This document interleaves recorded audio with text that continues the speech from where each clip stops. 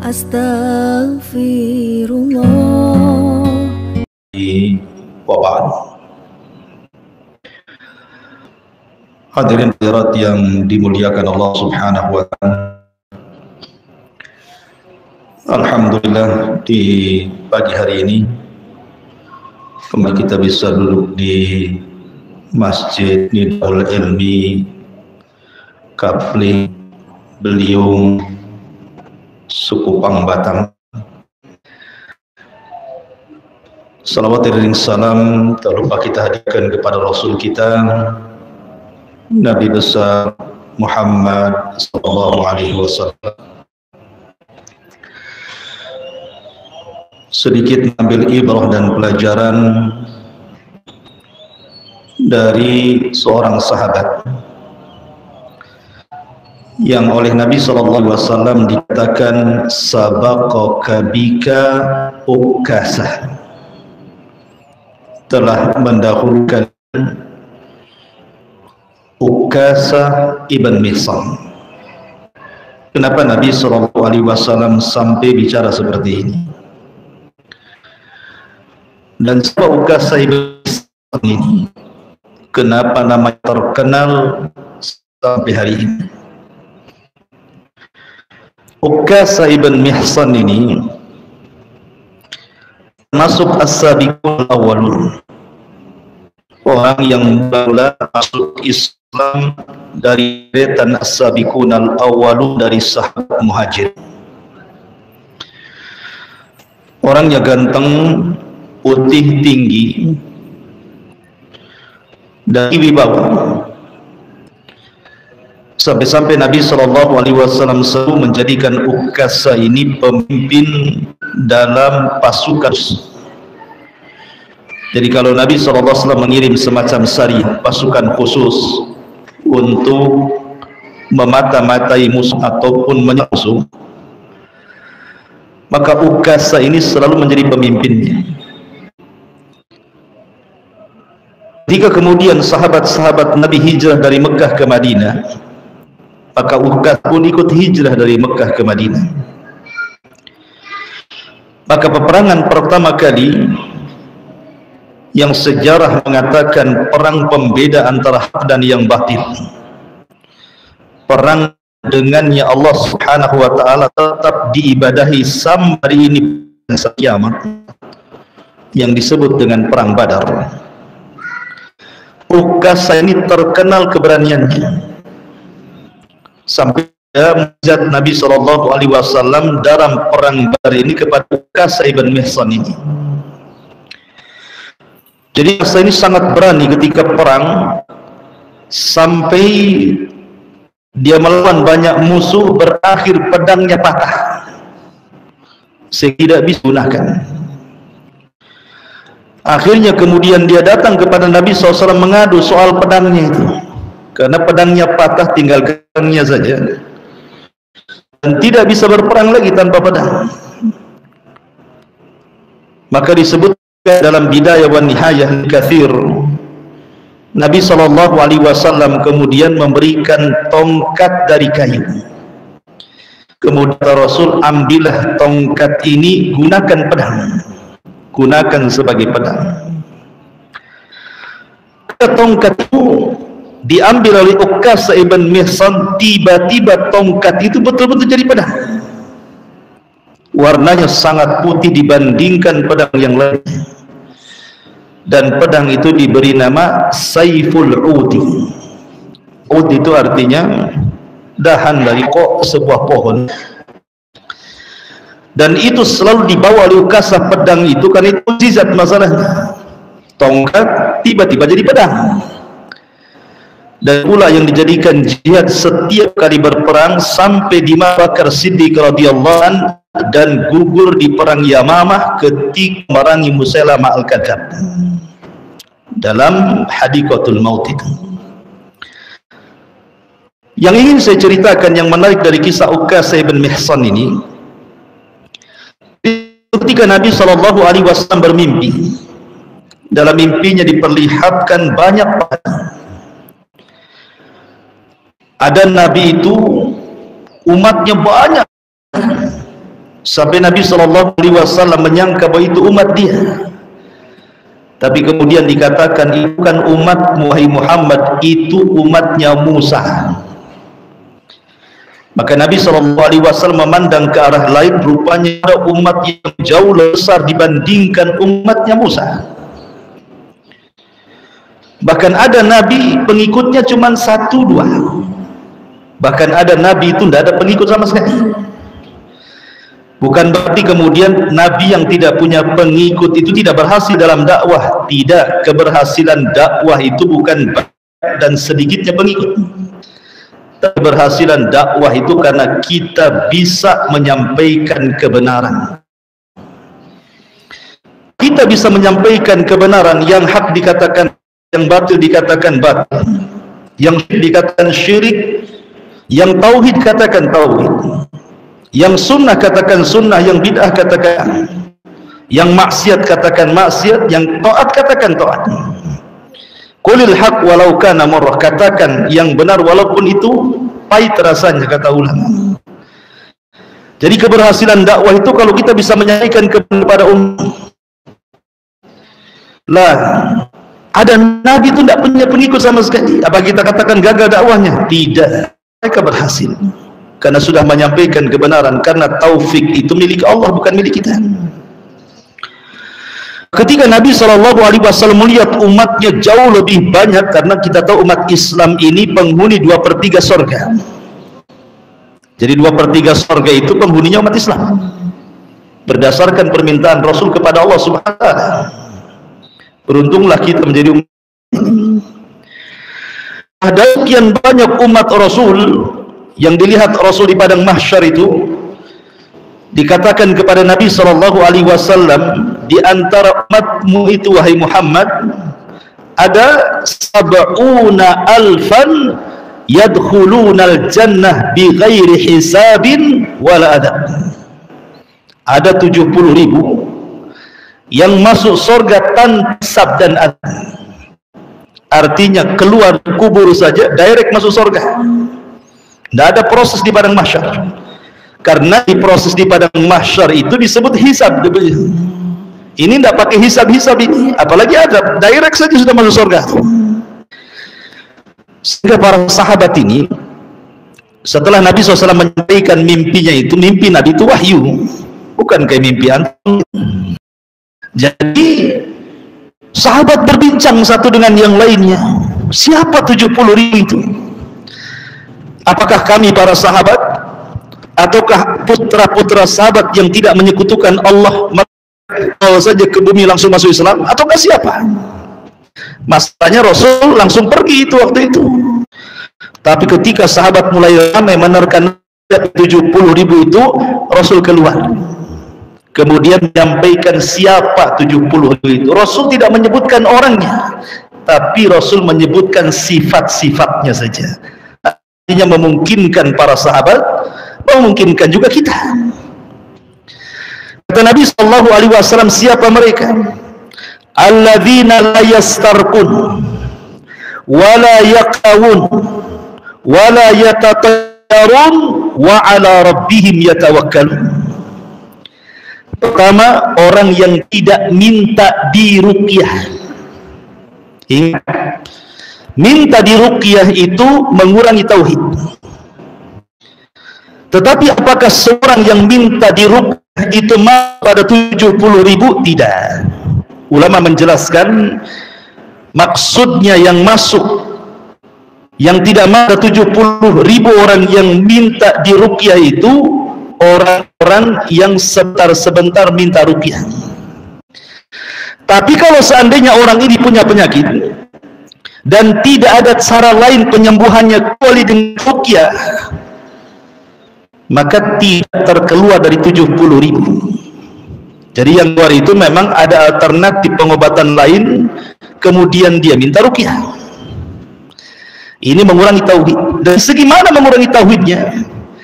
Karena biasanya orang yang minta ruqyah dan sembuh itu terkadang hatinya terkait kepada sang peruqyah atau bacaan orang yang meruqyah. Jadi kalau yang meruqyah ini Ustaz Aswad, wah, sekali dehem saja jinnya keluar umpamanya kan. Kalau ustadz ini lama katanya, akhirnya kan kurang tauhidnya. Jadi ketika ada keterpautan kita dengan sang peruqyah, itulah akhir tauhid kita kurang. Makanya dikeluarkan dari 70.000 orang yang masuk surga tanpa hisab dan azab, karena mereka orang-orang yang sempurna tauhidnya. Kemudian wayak tahun, orang yang tidak minta diobati dengan cara kai. Kai itu besi yang dibakar, dipanaskan. Karena zaman dulu, zaman sekarang kan enak. Kalau kita tersabat pisau, ada alkohol, ada dokter, ada obatnya, supaya tidak tetanus kan itu. Kalau zaman dulu susah, sehingga biar supaya bekas tebasan pedang dalam perang itu tidak membusuk, tidak menjadi penyakit, maka caranya dibakarkan, kemudian diletakkan di bekas luka itu. Lah cara seperti ini dimansuh di dalam Islam. Kenapa? Karena ini mengurangi tauhid. Dari segi mana? Mengurangi rasa takut kepada Allah.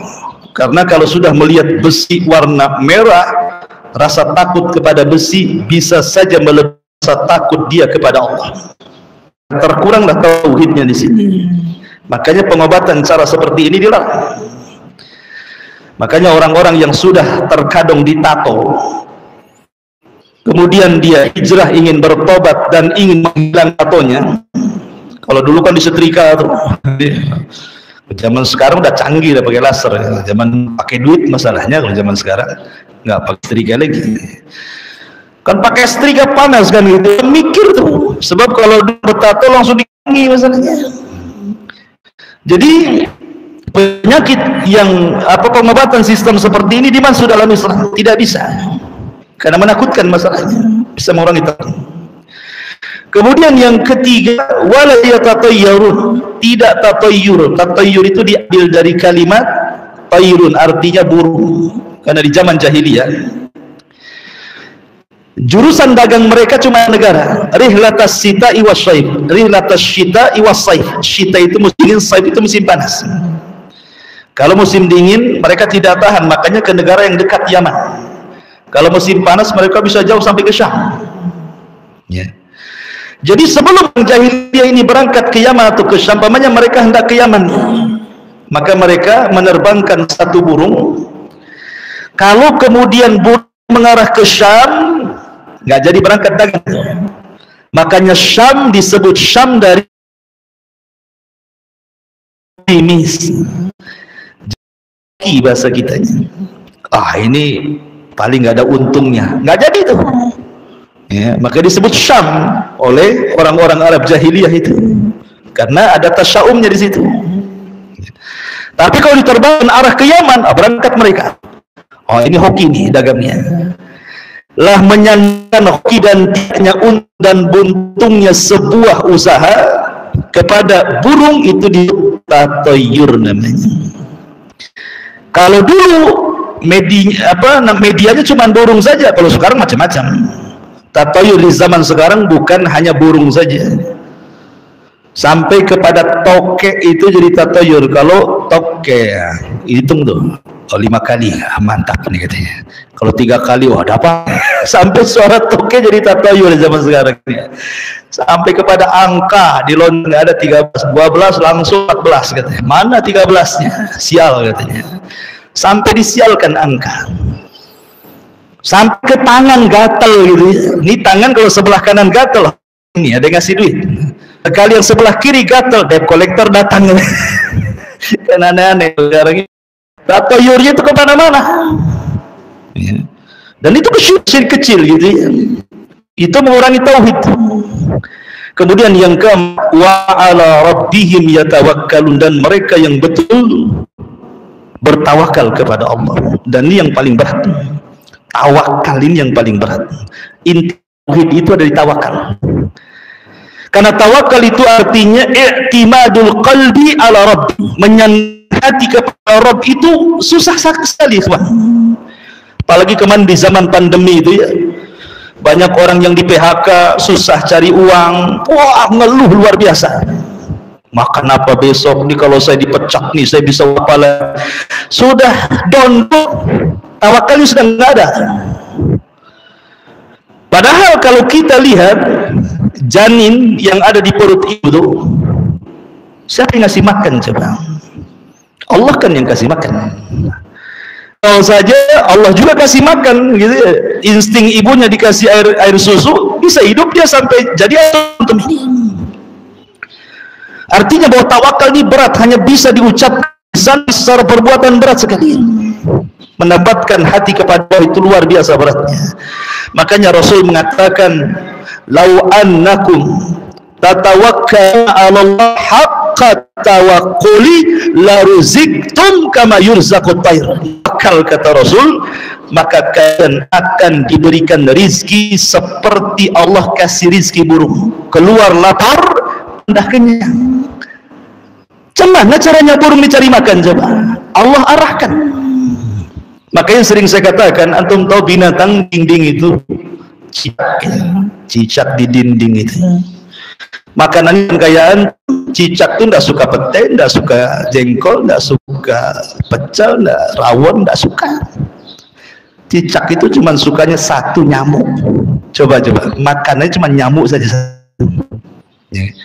Sementara nyamuk di zaman sekarang habis kena baygon, habis kena bat nyamuk, habis kena apa lagi, hit, habis kena apa lagi, macam obatnya sekarang. Sehingga jatah makan cicak itu berkurang kan. Sementara menurut ahli cicak, saya bukan ahli cicak, ini menurut ahli cicak, cicak itu kalau bertelur paling sedikit 8 butir. Nah, bisa antum cek, cicak itu paling sedikit kalau bertelur itu 8 butir. Tetapi cicak tidak ada yang ngeluh kan. Walaupun makanan habis dimakan baygon dan bat nyamuk, dimakan hit, tidak ada cicak ngomong sama suaminya, "Bang, susah makanan, kita bertelur 2 sajalah," kan itu umpamanya gitu ya. Gak usah banyak-banyak, kita KB saja. Tetap saja makanan sedikit mau banyak, kapan telurnya? Manusia tidak seperti cicak gitu. Negeri banyak, takut punya anak 3 itu. Pikirannya siapa yang ngasih makan, siapa ini, siapa itu. Tawakalnya di mana? Itu maksudnya. Sementara cicak itu subhanallah, lawannya cicak nyamuk saja. Nyamuk itu lebih parah lagi, karena rizkinya nyamuk itu ada di antum, karena antum tuh belum nempel saja antum sudah tetak, takut deketi antum, nunggu antum ngorok dulu, baru datang dia. Gitu. Habis nih ya, nyamuk nih kalau gigit darah nih, dia tidak bisa mengkonsumsi makanannya sampai nempel di dinding. Kalau dia masih terbang-terbang tuh, belum jadi itu makanannya, masih di tangan. Kalau sudah nempel di dinding, baru masuk ke perut, sampai di dinding, cicak habis lagi. Coba bayangkan ya, ini cicak pis nyamuk saja. Kalau cerita rizki itu subhanallah, manusia Allah mudahkan, tapi tidak ada tawakal. Makanya kenapa orang yang tidak tawakal itu dikeluarkan dari 70.000 ini. Yang ingin saya ceritakan dengan kisah Ukasah ibn Ihsan ini, ketika Rasul menyebutkan 4 ciri orang yang akan masuk surga tanpa hisab dan azab ini, subhanallah, tiba-tiba Ukasah berdiri. Semua sahabat memandang Ukasah. Kemudian Ukasah mengatakan, "Ya Rasulullah, ud'uhum, doakan aku termasuk mereka 10.000 itu." Ketika Ukasah mendapatkan izin dari Rasul, "Anta minhum," termasuk mereka, semua sahabat berdiri. "Aku juga Rasul, aku Rasul." Kata Rasul, "Sabaqaka bika Ukasah." Oh, tidak bisa, Ukasah sudah mendahului kalian semuanya. Sebab itu nama Ukasah ibn Ihsan terkenal. Bukan hanya sekedar dijanjikan masuk surga, tapi lebih daripada itu, dijanjikan masuk surga tanpa hisab azab. Kata para ulama, antum kalau berdoa jangan minta surga saja, karena orang masuk surga itu ada yang lewat proses direct masuk surga, ada yang proses hisab masuk neraka, dikeluarkan masuk surga lagi. Jadi jangan sampai ya Allah masukkan aku ke surga. Jangan sampai di sini doanya. Ya Allah masukkan aku ke surga tanpa hisab dan tanpa azab, gitu maksudnya. Sebab orang masuk surga ada yang lewat hisab dulu. Hisab itu bagian daripada azab. Maka minta masuk surga, ya Allah masukkan aku ke surga bi ghairi hisab wala azab. Lah kasih bukan hanya dijanjikan surga, plus dijanjikan masuk surga tanpa hisab. Plus luar biasa Kasab bin Mihsan ini.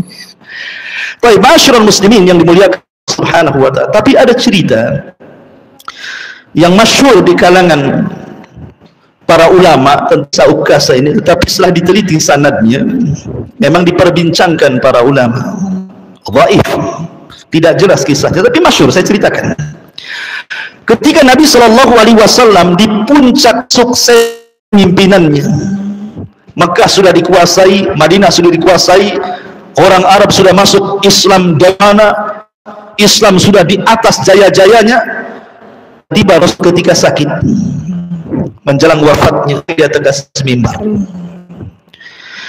dan itu khutbah terakhir. Kata Nabi SAW, "Man kuntu syatamtu irban, falyaqtassa minni. Hadza irdi falyaqtassa minni." Barang siapa yang dulu ku caci maki kehormatan, nikatan ku caci. Wa man kuntu darabtu dhahran fahadha dhahri falyaqtas minni. Barang siapa yang dulu pernah kupukul punggungnya, ini punggungku, silahkan pukul sekarang. Wa man kuntu akhadtu malan fahadha mali falyakhudh minhu. Kalau dulu pernah aku ambil hartanya, nih aku ambil sekarang. Lafaz ini benar. Masalahnya ketika itu tiba-tiba dari pojok masjid berdiri orang yang mengatakan, "Dia qasas Rasulullah. Saya hendak mengkisos dirimu wahai Rasul. Karena engkau sudah mengatakan siap dikis, saya ingin mengkisos dirimu." Wah, semua sahabat terarah kepada orang itu.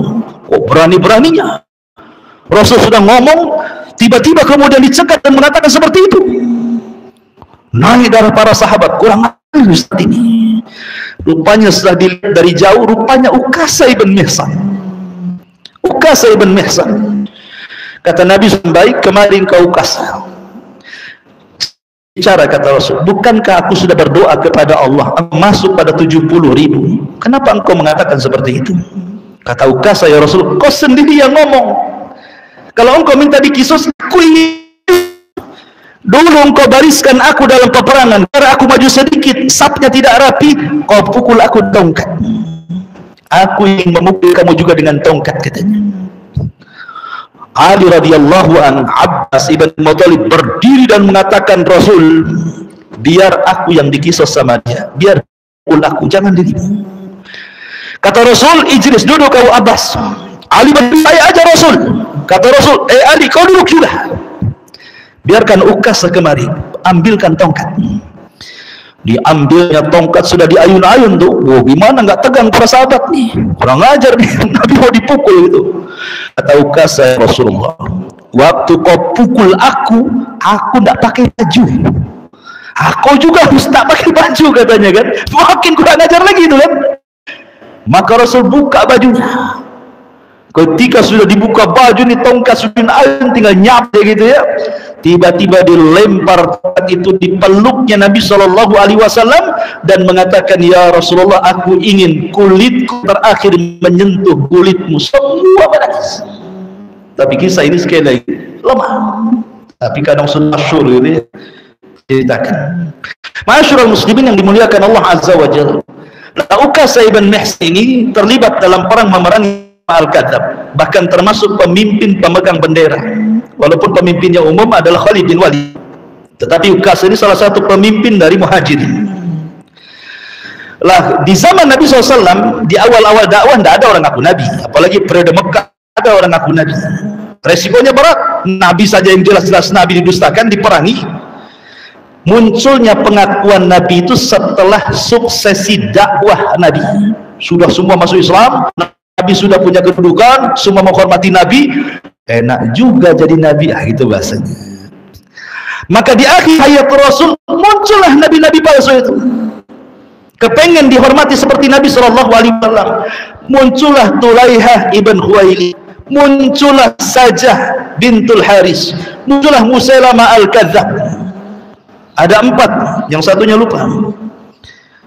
Maka perempuan namanya Sajah bintul Haris itu perempuan ngaku itu di zaman Nabi, pernah kawin sama Musailamah al-Kadzab, nabi palsu kawin dengan nabi palsu itu. Cocok kan gitu ya. Musailamah nikahi bintul Haris itu. Sama nabi palsu saling menikah.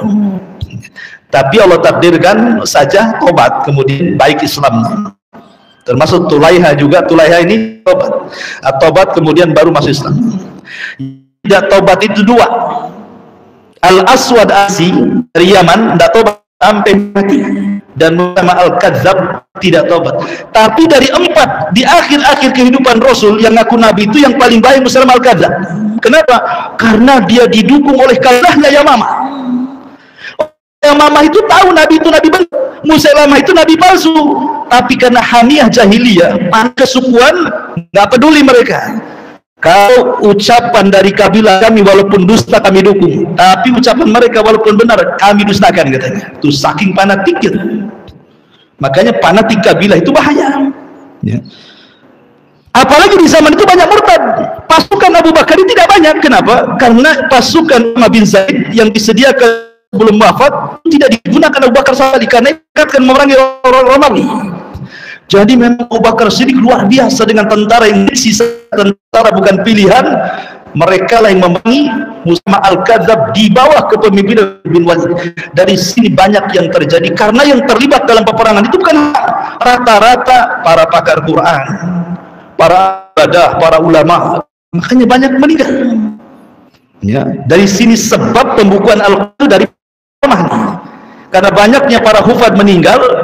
Maka Umar kemudian meminta kepada Abu Bakar agar mushaf dijadikan dan dibukukan.